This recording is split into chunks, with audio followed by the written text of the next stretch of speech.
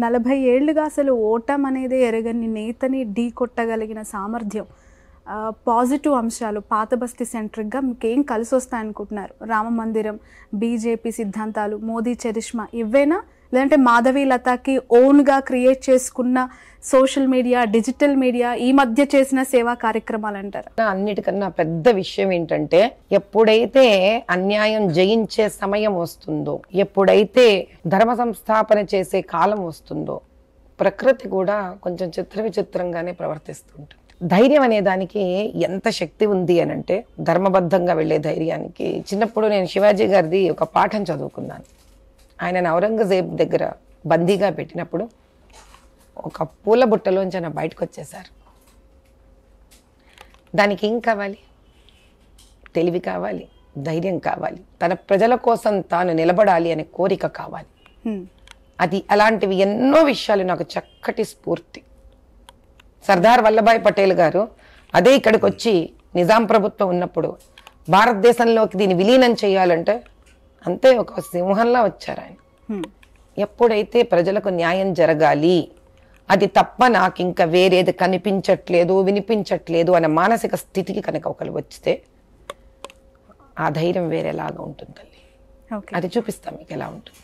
Okay, పాత బస్తీ war అనేది ఒక యుద్ధంతో పోలుస్తున్నారు. అది హిందూ ముస్లింల ఫైట్గా అభివర్ణిస్తున్న వాళ్ళకి మీరిచ్చే ఆన్సర్ ఏంటి? ఎందుకు అంటే 22 లక్షల మంది ఓటర్లు ఉన్న పాత బస్తీ హైదరాబాద్ ఎంపీ స్థానానికి సంబంధించి మెజారిటీ ఆఫ్ ద హిందువులు వర్సెస్ ముస్లింలుగా ఈ ఎలక్షన్, ఈ స్థానం ఉండబోతుంది అనేవారికి. నా ఉద్దేశంలో ఇది అభివృద్ధి చేయకుండా వెనకబడిన పరిస్థితులను కల్పించిన 40 ఏళ్ల పాలనకు వర్సెస్ అభివృద్ధిని వాళ్లకు అందించాలనుకుంటున్న భాజపా పార్టీ ఫేస్గా అలాంటి యుద్ధం అని చెప్తాను. నెక్స్ట్, ఎక్కడైతే ప్రజలకు 40 ఏళ్లగా ఎటువంటి న్యాయమో ధర్మమో జరగలేదో అటువంటి దానికి వర్సెస్ న్యాయము ధర్మము ఇవ్వాలనుకుంటున్న ఒక భాజపా పార్టీలో ఉన్న అవకాశం సీటు రూపంలో ఇచ్చిన వారితో అంటాను, ఇది మత కలహం కాదు, కాకూడదు. బీజేపీ అలాగే ఎంఐఎం ఒకటే అనే భావనని కాంగ్రెస్ బలంగా ప్రజల్లోకి తీసుకెళ్లే ప్రయత్నం చేస్తోంది. ఎలా తుడిపేసుకుంటారు దాన్ని? నాకు ఇచ్చిందంటే సీటు బీజేపీ ఏఎంఐఎం ఒకటి కాదు, అంతే అంతే. నాకు ఇచ్చారంటేనే వాళ్ళు సీటింగ్ అయిపోయి, just forget it. AIMIM can never be friend of BJP. ఎప్పుడు వాళ్ళు బీజేపీ పార్టీ పరంగా ధర్మపరంగా స్నేహితులు కాదు. వాళ్ళ ఇంట్లో ఏదో ఫంక్షన్, వీళ్ళ ఇంట్లో వేరే ఫంక్షన్ అంటే ఎవరెవరిని పిలిచినా అది వేరే కథ. మనం అది ఇందులోకి లాగకూడదు. Personal relationships are very different. Personal relation are very very different, అది వేరు. కానీ పొలిటికల్గా, రాజ్యపరంగా, దాని తర్వాత ప్రజాస్వామ్యం పరంగా నాకు అవకాశం ఇచ్చారు అంటేనే వాళ్ళు తుడిపేశారు. Forever they have erased it to tell people and to tell so called political party. కాషాయ జెండా అంటేనే ఆగ్రహంతో ఊగిపోయే కరుడుగట్టిన ఎంఐఎం కార్యకర్తలు, నేతలు ఓల్డ్ సిటీ వేదికగా ఉన్నప్పుడు అసలే రంజాన్ మాసం, మీ ప్రచారం కావచ్చు, మీ ర్యాలీస్ అవ్వచ్చు సాఫీగా కొనసాగిస్తారనే నమ్మకం ఉందా? అసద్ ప్రచారానికి అడ్డుపడని ధీమా మీకు అనిపిస్తుంది? అసదుద్దీన్ గారు అడ్డుపడతానంటే పడనివ్వండి, దానివల్ల ఆయన వ్యక్తిత్వం ఏంటో ప్రజలకే అర్థమైపోతుంది కదమ్మా. రెండోది, అసలు రంజాన్ మాసం అంటేనే వాళ్ళు చాలా శాంతంగా ఉండే మాసం. రంజాన్ మాసం అంటేనే వాళ్ళు భోజనం చెయ్యకుండా ఉపవాసం ఉండే కాలం. రంజాన్ కాలం అంటేనే వాళ్ళు అబద్ధాలు ఏమీ ఎటువంటి రూపేణా కూడా తప్పు మాట్లాడకుండా స్త్రీలను గౌరవించే కాలం. అటువంటి కాలంలో ఎవరూ కూడా మామూలు సామాన్య ముస్లిం ప్రజలు ఒక స్త్రీ బీజేపీ పార్టీ నుంచి వాళ్లకు మంచి చెయ్యడానికి, నాయనా మేము ఈ పథకాలు చేయాలనుకుంటున్నాము బాబు, మేము ఈ కోసమే మంచి చేయాలనుకుంటున్నామంటే కనుక ఆటంకాలు కలిగించడం కానీ, మాకు ప్రాణ నష్టాలు కలిగించడం కానీ, మమ్మల్ని ఇబ్బంది పెట్టడం కానీ కలిగిస్తున్నారు అంటే అది సామాన్య ప్రజలు కాదు, వేరెవరో స్వార్థ రూపంలో చేస్తున్నారు. అలా చేసిన వాళ్ళ వ్యక్తిత్వం గురించి మనం ఏం మాట్లాడుకోకర్లేదు తల్లి, అది రానివ్వండి, వచ్చిన తర్వాత ప్రజలకే అర్థమవుతుంది అతను ఎవరో. నిజంగా కనుక ఆయనకి ఢీకొని భేటీ తీసుకోవాలని ఉంటే నాలాగా పాలిష్డ్గానే రమ్మని చెప్పండి. రైట్, I ఫైనల్ గా definitely give this challenge to my brother. Okay, అసద్కి ఛాలెంజ్ చేస్తున్నారు. తప్పకుండా ఇస్తాను.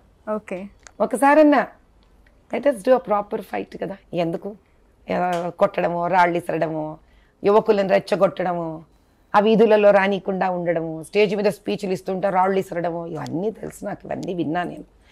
వాటికి భయపడేలేదు, వంగేది లేదు, తగ్గేది లేదు. I know who I am. I am not just a woman if he is thinking. I am Rudrama who is back. మహిళలకి మాధవీలత గెలిస్తే ఏం చేస్తారు, ఏం చేయాలనే ఆలోచనతో ప్రణాళిక వేసుకున్నారు. పాత బస్తీ మహిళల తలరాతల్ని మార్చే ప్రణాళిక ఏముంది మీ దగ్గర? ఫస్ట్ ఆఫ్ ఆల్ అమ్మ, చిన్న వయసులో ఉన్న ఆడపిల్లలకి ధైర్యము, వాళ్ళకు భవిష్యత్తులో ఇంకా చదువుకునే అవకాశము, వాళ్ళు నిర్భయంగా వాళ్ళ జీవితంలో వాళ్ళు సాధించాలనుకున్న స్థాయికి వాళ్ళకు చేర్చే ఒక ఉపాధి కల్పించడం. రెండవది, చదువుకోని మహిళలు ఎవరైతే కుటుంబాలను పోషించడానికి ఇబ్బంది పడుతున్నారో, ఎవరికైతే ఆ ఇంట్లో పురుషుడు అనే ఒక ధైర్యము వాళ్లకు లేదో, అటువంటి వాళ్ళకి కొన్ని విద్యలను నేర్పించి స్కిల్ డెవలప్మెంట్లో వాళ్ళకి ఉపాధులు కల్పించడం. ప్రైమ్ మినిస్టర్ మోదీ గారి ఆధ్వర్యంలో స్వావలంబన్ భారత్లో కానీ, ముద్రా లోన్స్ కానీ రకరకాలుగా ఉన్నాయి, విశ్వకర్మ లోన్స్ రకరకాలుగా ఉన్నాయి. ఇది అది అని చెప్పాలంటే అదో పెద్ద లిస్ట్ ఉంటుంది ఇప్పుడు. అందులో వాళ్ళకి ఒక స్ఫూర్తి, ధైర్యము, అవకాశము ఇప్పించి వాళ్ళ కాళ్ళ మీద వాళ్ళు నిలబడేటట్టు చేయడం. ఎందుకంటే ఒక స్త్రీ నిలబడింది అనుకోండి, ఆవిడతో పాటు కొన్ని వందల మందిని నిలబెట్టే ఒక మాతృత్వం ఆవిడలో ఉంటుంది. అది కాకుండా ముసలి వాళ్ళు, పైబడ్డ స్త్రీలు, భర్త లేని వాళ్ళు, ఇలాంటి వాళ్లకు ఎవరైతే వాళ్ళ పిల్లలు వాళ్ళని చూసుకోవట్లేదో వాళ్ళకి ఏ విధంగా వాళ్లకు పెన్షన్ రూపంగా సహాయపడాలా, లేకపోతే వాళ్ళకి ఇంకా జీవనోపాధి ఏదన్నా కల్పించాలా అనేది కూడా ఒకటి ఆలోచించడం ఖచ్చితంగా జరుగుతుంది. ఇది కాక చిన్న పసిబిడ్డలుగా ఉన్న ఆడపిల్లలు, వాళ్ళపైన ముందుకి ఎటువంటి అత్యాచారాలు జరగకుండా ఉండడానికి ఏం చేస్తే బాగుంటుంది, ఎటువంటివి కట్టుదిట్టం చెయ్యాలి, ఆ చుట్టుపక్కల ప్రాంతాలలో పేరెంట్స్ని ఎలా ఎడ్యుకేట్ చెయ్యాలి, ఇలా ఏది ఉన్న అర్ధరాత్రి అయినా అపరాత్రి అయినా నన్ను చేరాలన్న వాళ్ళకి నేను ఉన్నాను అని ఆశ్వాసనం ఇవ్వగలగడం చాలా ప్రప్రథమమైనది. వీటితో పాటు మీరు అడగని ప్రశ్న మీకు నేను ఇచ్చే సమాధానం ఇంకొకటి ఉంది. కరసేవకులు ఎంతోమంది పాపం వెళ్ళి వాళ్ళ ఎంతోమంది త్యాగం చేసిన వాళ్ళు ఉన్నారు పాత బస్తీలో. అన్ని చోట్ల అందరికీ ఏదో పెన్షన్ రూపంలో వాళ్ళకు వచ్చింది, పాపం వీళ్ళకే అందలేదు. అది కూడా ఒకసారి గెలిచిన తర్వాత ప్రధానమంత్రి గారి దగ్గర, అమిత్ షా గారు తద్వారా వాళ్ళ పెద్దల దగ్గర కూర్చొని దాన్ని కూడా చర్చించే ఒక విషయం కింద పెట్టుకోవాలని కూడా ఒకటి ఉంది. రైట్, ఒక ఫైనల్ క్వశ్చన్ నేను కంక్లూడ్ చేస్తాను ఈ ఇంటర్వ్యూని.